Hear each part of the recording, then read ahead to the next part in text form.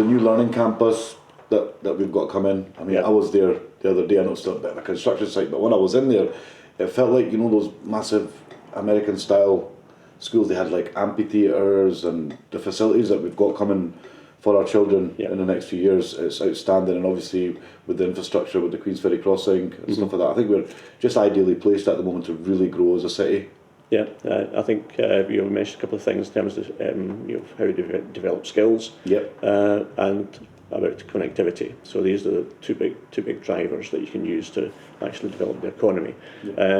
But I think we should be thinking wider as well in terms of, as talked about well-being. Carnegie left us a tremendous legacy in Dunfermline in terms of well-being, because that was one of his main drivers as well. He wanted, to the mill workers and people who really had to work their socks off for their living. He wanted a time of sort of rest and recuperation for them, as a space that they could use. And obviously we've got the Glen, but we've also got through the new green space strategy and so on, we've got other routes that we can actually help people to become healthier and in a way wealthier in that respect, because unless we start going and looking at some of the health problems we have in Scotland, then we can have a very rich society, but or a rich economy, but a society that's poorer, and because people they don't have enough time in their lives to do all the things they should be doing. And that's one of the things that I think people complain locally about, maybe not having a fully functional hospital in Dunfermline with an A&E and a maternity unit. But I think there's other things that we can do in terms of well-being, and potential is huge, and actually helping people become healthier through their lives, as opposed to just treating people for illnesses or diseases. I think it's important to do that, obviously, but I think the other thing as well is, how do you actually get people in a position where they can live healthier lives all through their life, healthier, happier. So there's big challenges there, and I think our hospital here, if we were thinking a little bit differently about how these services were delivered, I think that's something that we could look at. So it's a much more preventative approach, rather than just treating people. Obviously if they break their leg or something, you've got to be treated immediately. But there's other things that happen in people's lives, maybe drinking too much, not having a sufficiently good diet, being under stress, all these things. We can actually, if we can start to do that at stage 1, then you don't get to stage 4 and 5. You're living your life at a better level, and that would be a great sort of boost, I think, for Dunfermline as well, if we could turn our city into something that was a well-being city, or an example of a well-being city. Amazing. It's quite interesting, because I like what you said about we need to listen to what the people have got to say, rather than, let's say, project managers and people like that deciding that this is what we're going to have and this is what's good for you. I like what you said about we need to ask more local community groups and engage with people, and especially the children as well. What do they want from their city? What kind of opportunities can we build for them? So, no, really that, and the parallels of kind of comes on to what you're saying, shaping a city and also shaping a country. Shaping a nation.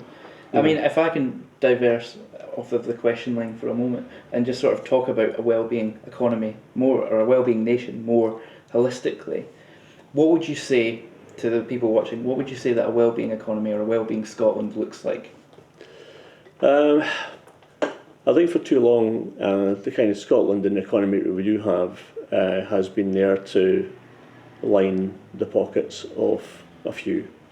Either they've been shareholders who maybe don't even live here, and I'm not making a big nationalist point on this, but it's more, how do we actually get some of the wealth shared between a wider number of people, and that's what it means for me. So if we've got massive resources of renewables, for example, then we should be organising ourselves in a way, in our economy in such a way as that people actually benefit from that, and they're not being asked to put their hand in their pocket to pay horrendous amounts of money in terms of their fuel bills and so on. How do we actually get that benefit, that resource, shared out amongst a wider range of people? Some of the questions I've been asked in Parliament as well have just been down to another level as well, trying to get companies to actually share more of their actual shares in the company with their own employees. Things like that would make a huge difference as well. So that people actually feel that, coming back to the point I made about asking people, you've got to give people a stake in the project you're trying to build. And I think that'd be a good way of doing it as well. And I know a lot of companies are trying to move down that route, but how do we make it easier in terms of the tax regime and everything else to allow companies to actually do that? And I know there's a lot of for like family businesses, when the original owner gets maybe want to retire or whatever, how do they pass that on to either their family? How did they pass that on to maybe the employees that have helped build the business in the first place? How do they do that? And I think I think we need a special set of rules, because in Scotland especially, a lot of companies are SMEs. They're small, either family businesses or small businesses. So I think that'd be another good aspect to look at as well. And as I say, it's something I've tried to explore during my time in Parliament to see how we can help with that. But yeah, I think in general, wellbeing economy should be about how do we actually share the wealth of the nation much more fairly, much more productively, and actually give people a fighting chance, so we don't have 25% of our kids growing up in poverty, and that everybody feels that they're making a valid contribution to the nation as a whole.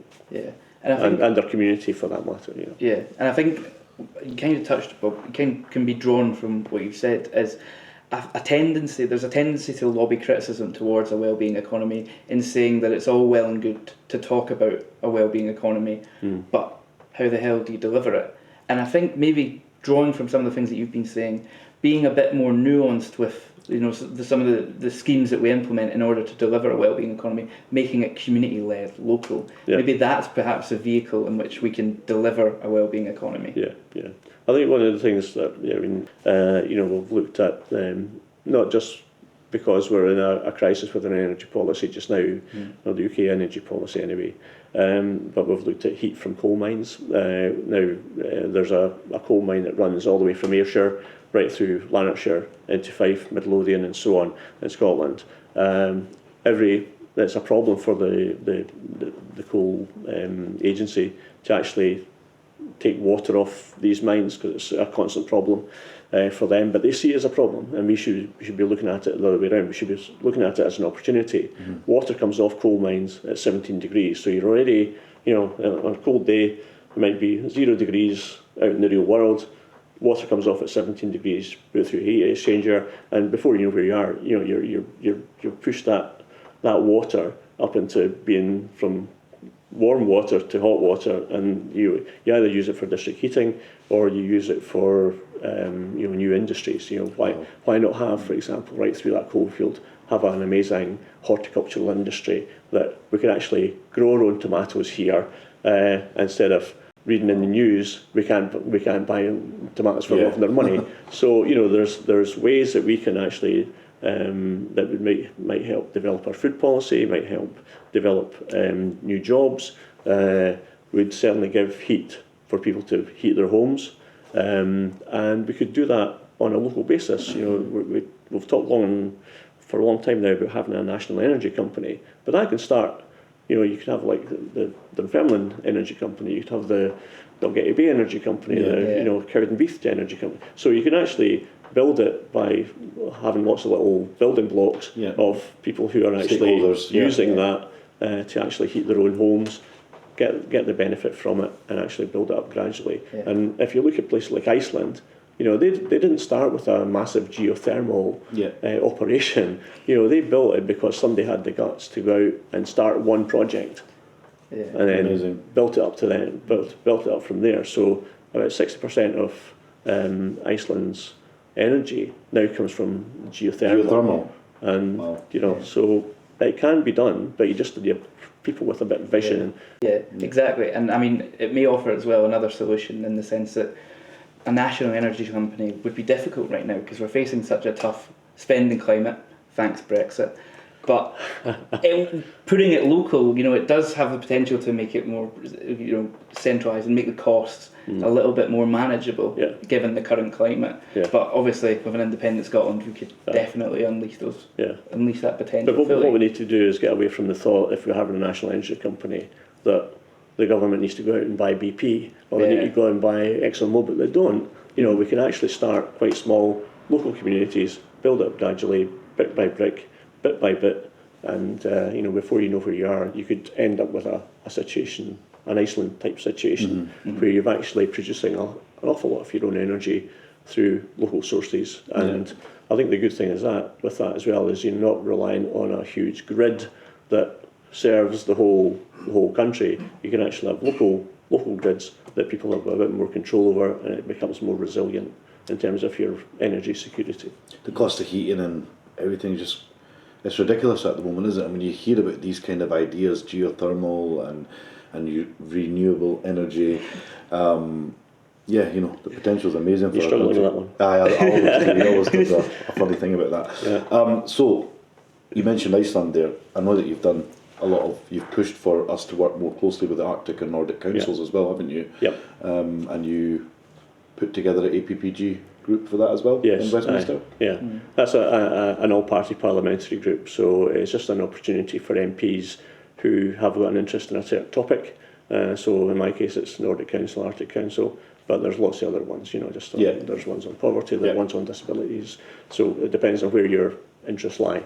And that's the great thing about being in Parliament as well, that nobody, 660 or 50 people in a space like that, everybody's got their own thing to bring to the Parliament, and they all have their own interests. So I think if I was giving advice to any future parliamentarian, it would be to focus on the things that you've got a genuine interest in, or you think you can make a change. And I think that's a great way to start off. But certainly what you're saying is the APPG on Arctic Council.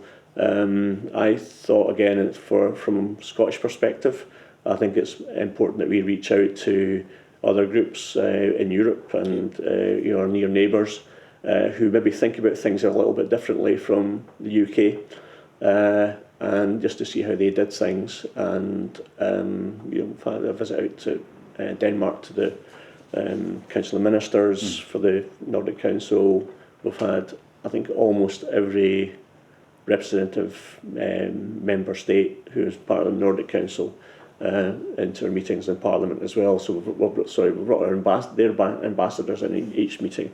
Next one is with the Faroes, which is one of the smallest. I mean, it's no bigger than West Fife, basically, Faroes in terms of population. But they've got a tremendous amount of influence over Nordic policy, and while they're fending off what happens in Copenhagen, because they want to have more powers for the Faroes, and more say in what happens there. But like in the same way in Scotland, what's a bit more autonomy over what we're doing, or the ultimate autonomy would be great. But yeah, it's quite a good learning experience in terms of how they tackle things. And if you think of the 3 C's in terms of things like cohesiveness, cooperation, and there's another one as well. But there's definitely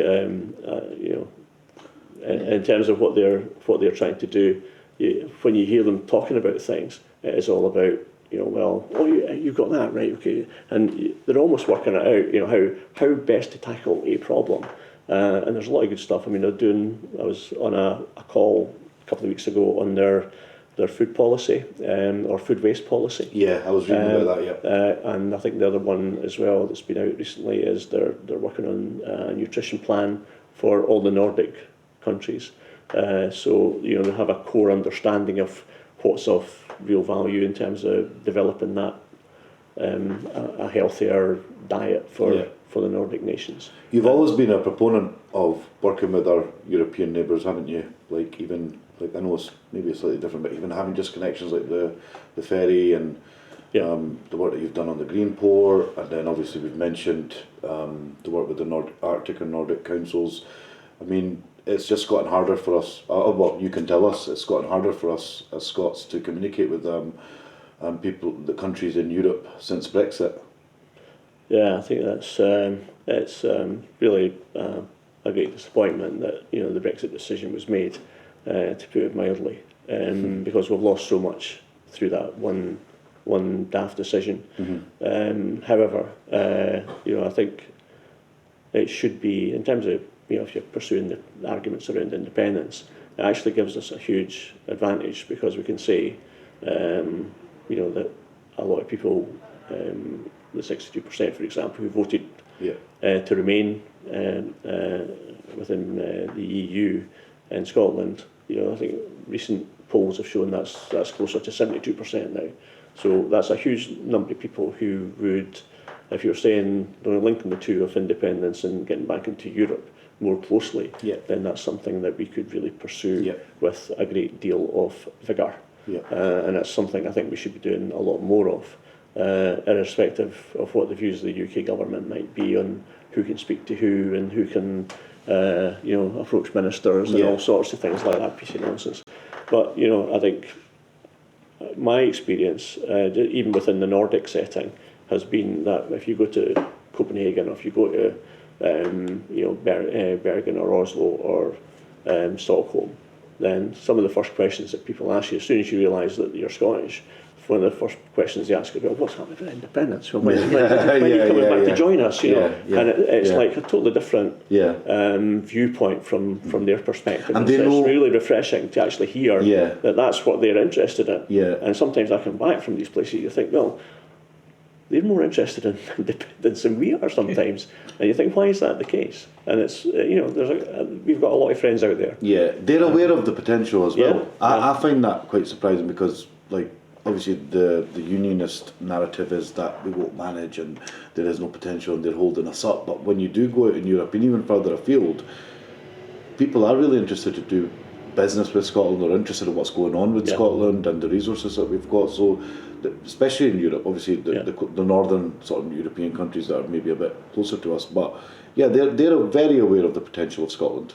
Yeah, no, I would say so, and I think the interest is phenomenal. It's and much more than the normal sort of guy in the street might think. When you're walking along Dunfermline High Street, they probably don't think about what are the Europeans thinking about us, or the Nordic nations thinking about us. But it's very, very real. And I think that's one of the things that we should pursue. Rich history, rich identity. Even if you mention like the guy in the street, or someone who's maybe a layman to politics, like even if you thought about like when we go out to play football, or our rugby teams are going out or whatever, like Scotland's identity is completely different to the Great British thing. Like they know we're different. We've got our own food and our culture and everything like that, and people are so interested in Scotland. When you go out, our accent obviously stands out. That's the first thing people know straight away that you're from Scotland. So and they notice that we're friendly as well. As the critic said, that we're friendly.